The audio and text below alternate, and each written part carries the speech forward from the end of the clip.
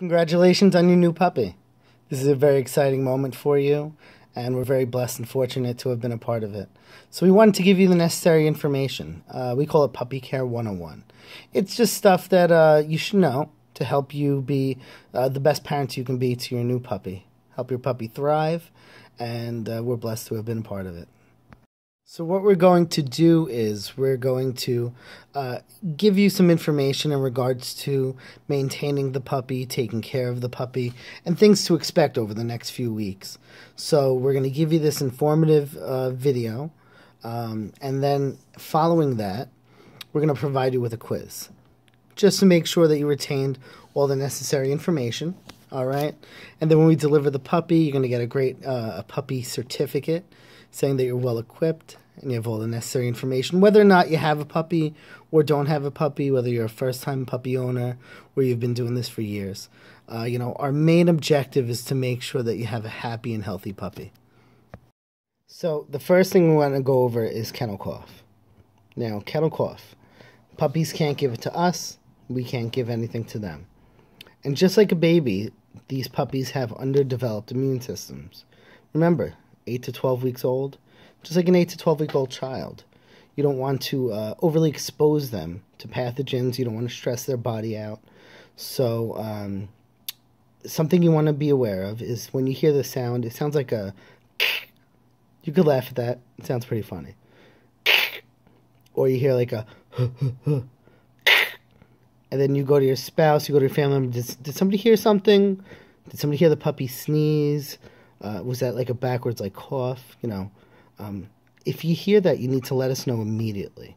Whether the puppy came from a store, a breeder, a hotel. It's called kennel cough. And what happens is, since puppies can't communicate, like when I'm sick, for example, I want to rest, I want to sleep, I'll take some echinacea, I'll take some Zycan. I'm able to communicate it. But with puppies, they just want to run around and play and play and play. They don't know their limitations. Now, a human's incubation period is 10 days. A puppy's incubation period is 14 days. So we need to make sure that the puppies get 10 minutes of playtime, followed by a necessary 2 hours of rest. This is very, very important, particularly for the first 30 days. So, and now when I talk about playtime, we're talking about natural play.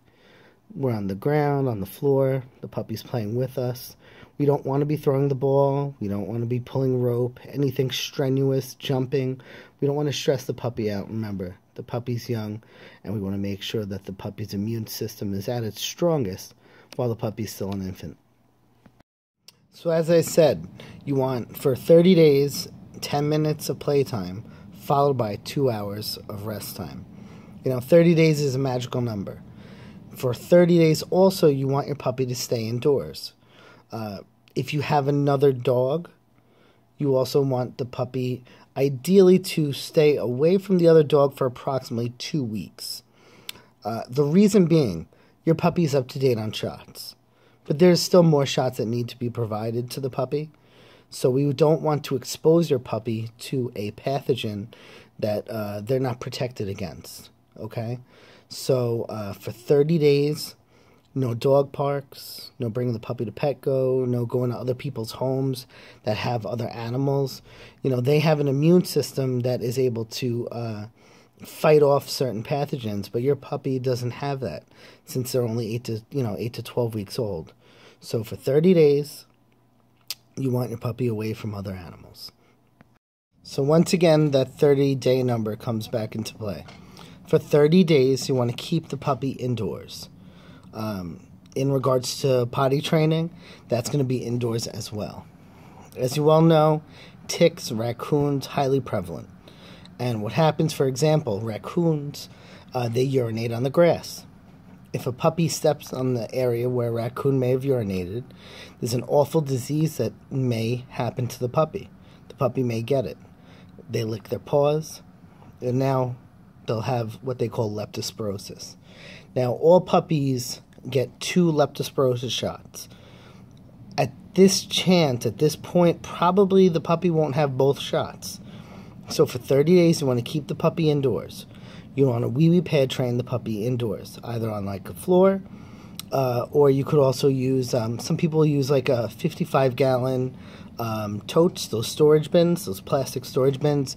You can get them at Home Depot or Staples. You put the wee pads on the bottom, you put the puppy in the bin so they can't jump out. Once they urinate or defecate, you give them positive reinforcement and their paper training. Now, you could always transition that to the outdoors after your 30 days.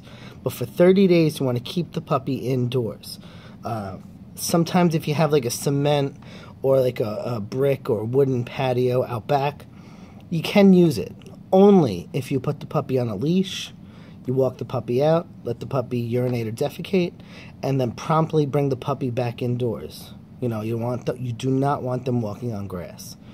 In front of your home, a bad idea. Neighbors are walking down the road, they have their dog with them, you send greetings, and then sooner than later, your puppy and their puppy are nose to nose, and they're able to transfer a pathogen to your puppy with an underdeveloped immune system. So not a good idea. As you can tell, we really strongly suggest training the puppy indoors. All activities should be indoors. You want to keep the puppy indoors for 30 days. That means no trips to Petco, no going to people's homes, that have other dogs, and keeping them off that grass. Most importantly, keeping them off that grass.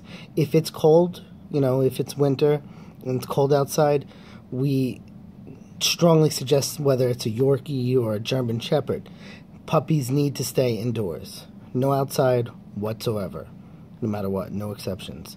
We just want to make sure the puppy's happy and healthy, And as a parent, to a puppy, just like a parent to a child, you wouldn't want to take risks in regards to your loved one.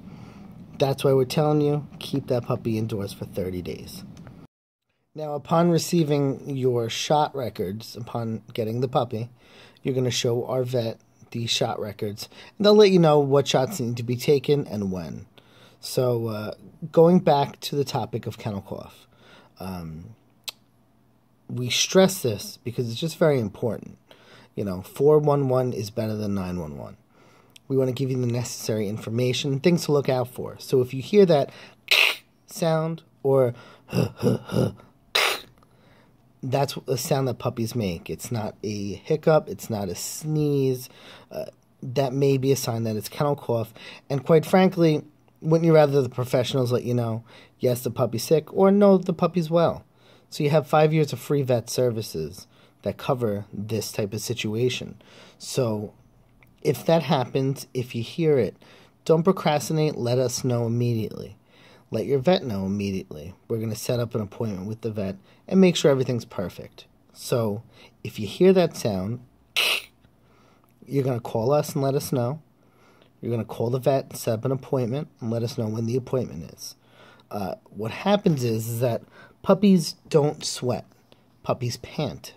So if the puppy has a cold and there's phlegm in the throat, and this is one of the things we tell you, don't over-exercise your puppy. If the puppy has phlegm in its throat and the puppy is exercising, the panting is more prevalent, it's more frequent, and it's a deeper pant. So if that phlegm goes from the throat into the lungs, now your puppy has an upper respiratory infection, and that turns into a secondary infection, pneumonia. That's why it's so prevalent for puppies to get it, because they don't sweat, they pant. And if that phlegm goes into the lung, the puppy is very sick. So upon hearing that sound, if you hear it, you're going to let us know, you're going to let the vet know. We're going to send you 2 texts every single day following receiving your puppy. We're going to want to know how the puppy's doing. If you hear something, let us know. We read every single text message. So you want to keep us informed. As I said, 411 is better than 911. So be vigilant. Don't wait. Now, if the puppy, say you hear the puppy cough at night, let us know. Shoot us a text. I don't care what time it is. Let us know. The next morning, let's follow up and we'll get you to the vet immediately. But sleep, don't worry about it. It's going to be okay. We just don't want this, if the puppy does cough, for you to wait on this for a few days, and just see what happens, As you can tell, your puppy's health and well-being is utmost important. That's why we strongly suggest that you use our vet. You get 5 years of free treatment that cover any and all sick visits. We also give you a 5-year life guarantee if you keep the puppy on the same pet food and supplementation program.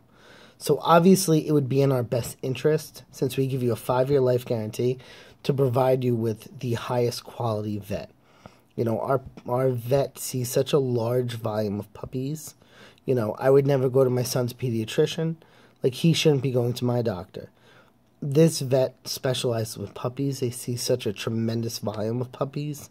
So they're also free. So your best interest is our vet's best interest, and that's the puppy. We've had situations where people use their own vet. And I'm not a vet, but, we've had stories where they say, my puppy was treated with Clavamox or Cephadrops. They had kennel cough, and our vet used that medication, and now they have pneumonia. And I'll tell them, well, why would our vet, what did our vet say?